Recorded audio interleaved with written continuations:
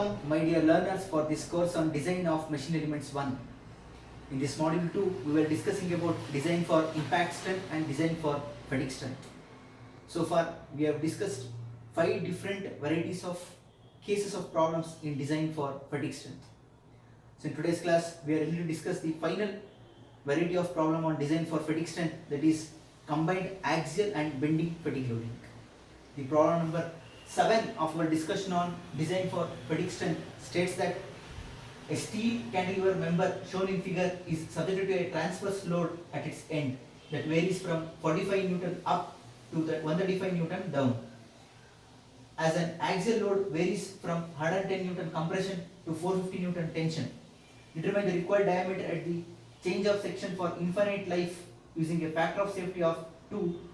The strength properties of the material are sigma ultimate is 550 megapascals and sigma yield is 470 megapascals and endurance stress is 275 megapascals. Knot sensitivity index is 1. So we have a cantilever beam section where the changing cross section is observed, which is acted upon by pure bending loading as well as an axial loading. So therefore for combined loading cases we should solve individually. For axial and bending case we should solve equation 2.22a twice, once for axial loading and second time for bending, and finally we should add these two and equate for sigma yield by factor of safety, and we should solve for unknown. So let me solve for individually, once for axial load and find the equivalent axial load, solve second time for bending and find equivalent bending stress. So after finding equivalent axial stress and equivalent bending stress, I can find the unknown diameter. So let me take axial fatigue loading first. So if I take axial fatigue loading first, before that let me list out the data given. So the data given for the problem are, we have a transverse load. So let me denote it as load for bending. Maximum is 135 newtons and minimum is minus 45 newtons. Now let me take the higher magnitude as positive and lower magnitude as negative. Similarly here for axial loading we have, for axial loading the maximum load is plus 450 newtons and minimum load is minus 110 newtons. Apart from that we have factor of safety given as 2. Coming for material properties, he has given the ultimate strength as 550 megapascals. Yield stress is mentioned, which is equal to 470 megapascals, and he has specified the endurance limit as 275 megapascals, and knot sensitivity index Q is given as 1. Let us solve for axial fatigue loading first. You know that for combined loading cases, for axial fatigue loading or for bending fatigue loading, we should use 2.22a present in page number 26 of our design data handbook. So referring to equation, so from equation 2.22a of page number 26 of our design data handbook, we have sigma equivalent n for axial as sigma mean plus sigma yield by sigma endurance into stress concentration factor KTF into sigma amplitude divided by correction factors ABC. Now to find the value of sigma mean and sigma amplitude, yes, not given as the value of sigma max and sigma minimum. So therefore I should find sigma max and sigma minimum first and then I can solve the problem. So therefore for axial loading we know formula for sigma. Sigma is 4f by pi d square for circular specimen. This is a circular specimen. Substituting the maximum force, I will get maximum stress.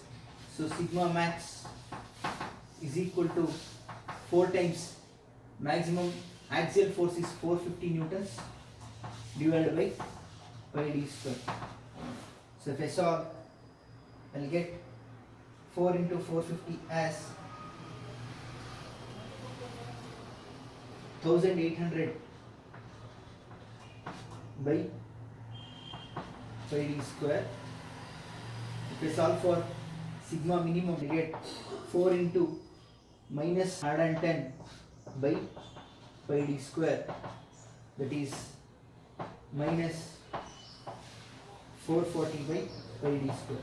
I know maximum stress and I know minimum stress for axial loading case, so therefore I can find the mean stress.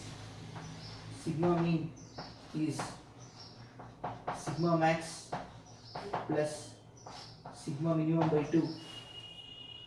Here I have minus, so therefore plus into minus will become minus. Hence I will get 1800 minus 440 by 2, which gives us the value as 680 by pi d square. Similarly, I can find the amplitude stress as sigma max minus sigma minimum by 2. If I solve, I will get the value as sigma max is 1800, minus of minus will become plus, it is 440 by 2 is equal to 1120 by pi d square. Now I know the value of mean stress, I know the value of amplitude stress. Yield stress is given for us, which is 470 megapascals. Endurance stress is known, 275. Now coming for stress concentration factor, we have change in cross section, so therefore I should consider the stress concentration factor. So for stepped shaft in tension from design data handbook, from page number 42 of our design data handbook, for stepped shaft in tension from figure 2.23 for R by D ratio of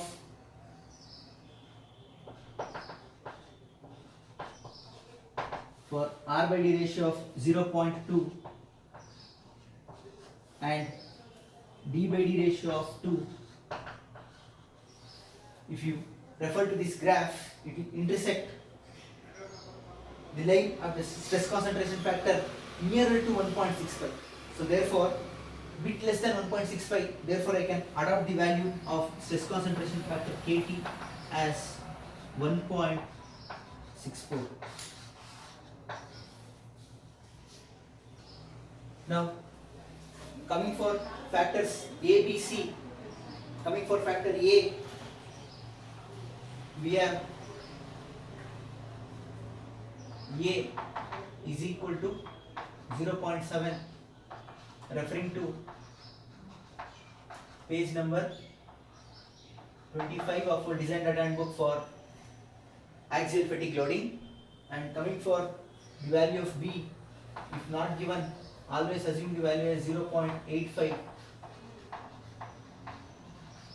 Always, if not given. Then coming for the value of C, referring to table 2.2 from page number 32 for sigma ultimate of 550 megapascals, we will get the value of C as 0.88. So therefore, I know all the values. If I substitute to this equation and solve, I will get equivalent axial stress as sigma equivalent axial as sigma mean is 680 by pi d cube pi d square plus yield stress is 470 divided by endurance is 275 into stress concentration factor is 1.64 times amplitude stress is 1120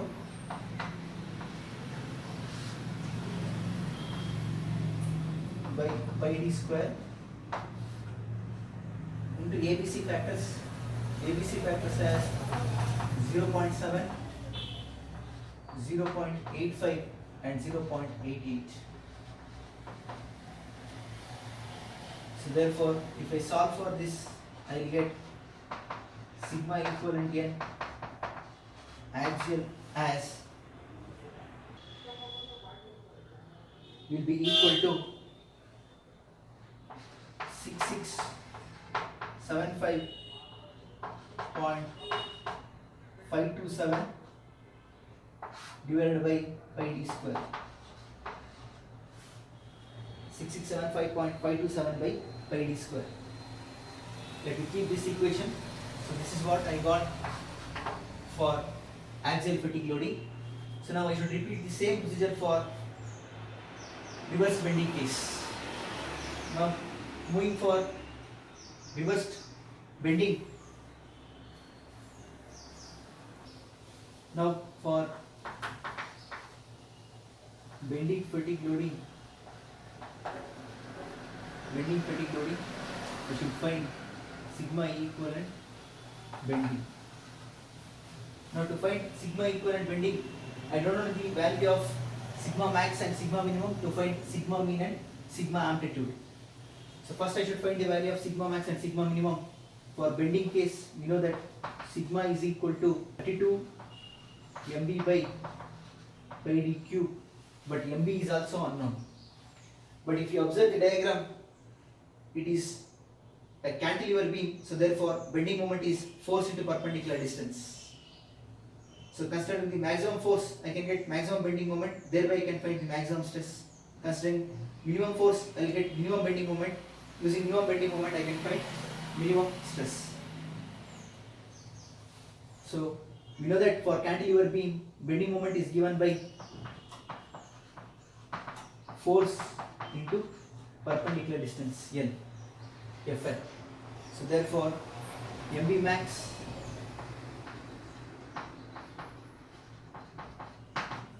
is equal to F max is 135 newtons into the failure takes place at this point where we have the fillet. So therefore, the weaker section is this one. So I should take the length as 125, not 200. Make a note of it. So taking 125,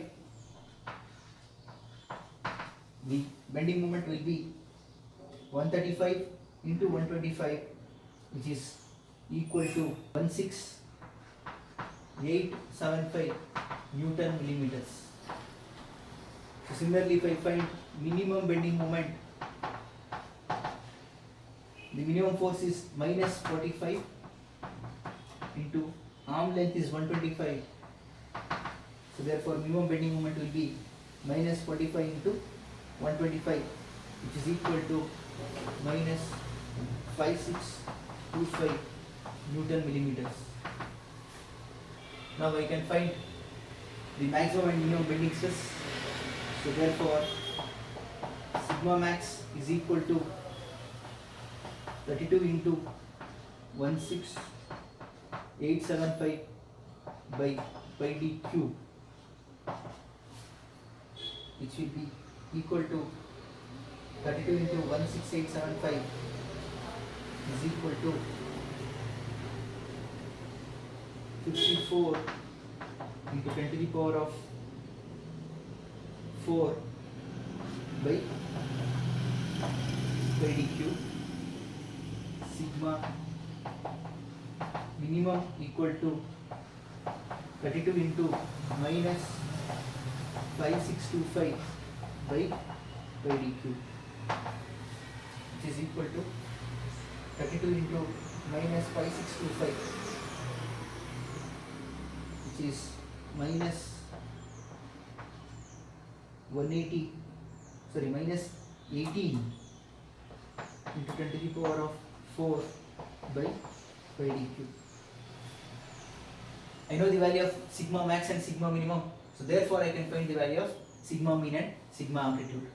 So now if I solve, I'll get sigma mean as sigma mean is equal to sigma max plus sigma minimum by 2,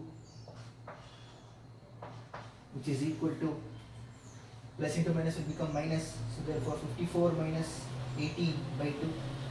54 minus 18 is 36 by 2 is 18.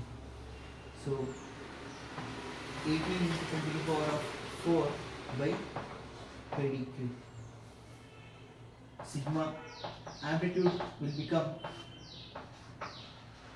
sigma max minus sigma minimum by 2, which is equal to minus of minus will become plus, so therefore 54 plus 18 by 2, which is equal to 36. 36 into 10 to the power of 4 by pi d cube. Now I know all the values in this equation. We know sigma mean, we know sigma yield given 470, sigma endurance is known 275. To find factor of stress concentration factor for bending, so refer our design data handbook from page number 43 for stepped shaft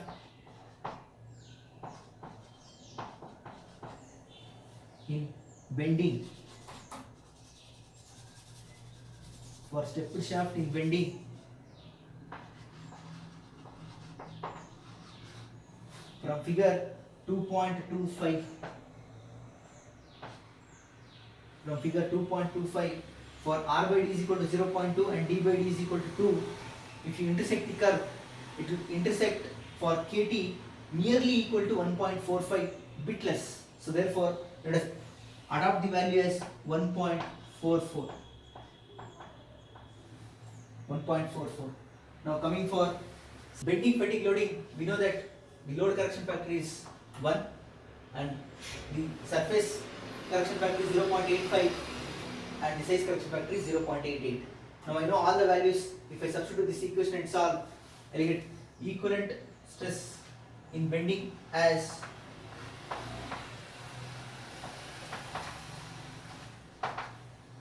sigma mean is 18 into 10 to the power of 4. Let me take 10 power 4 by pi d cube common.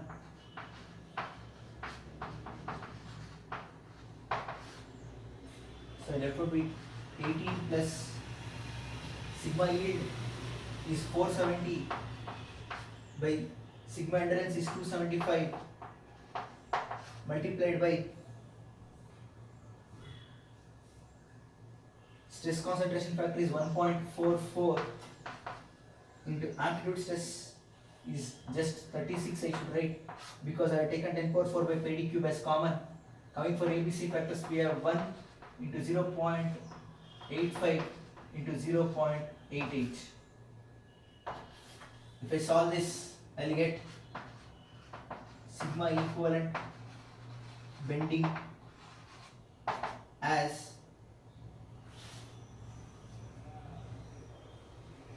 sigma equivalent and bending is 1.3645 into 10 to the power of 6 divided by pi d cube.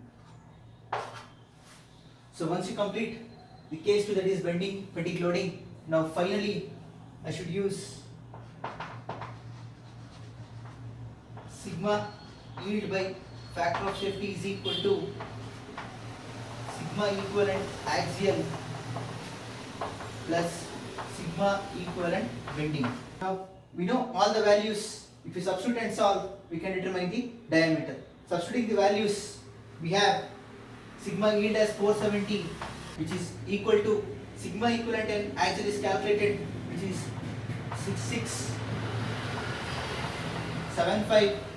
6675.527 by pi d square plus sigma equivalent and bending is also calculated, which is 1.3645 45 into 10 to the power of 6 divided by pi d cube. Now if I solve this equation, I will get the value of diameter as diameter d is equal to 12.52 millimeters. So this is the answer for the given problem. The diameter required is 12.52. So 12.52 is the required diameter for the given problem. So this is a procedure to be followed for combined axial and bending fatigue loading cases. First we should solve equation 2.22a of page number 26 for axial fatigue loading. Later we should solve the same equation for bending fatigue loading, and finally add the answers and equate it for sigma yield by n. Solving for unknown, we get the diameter as 12.52 millimeters. This completes all 6 cases of problems on design for fatigue strength. That's all from this lecture. Thank you all.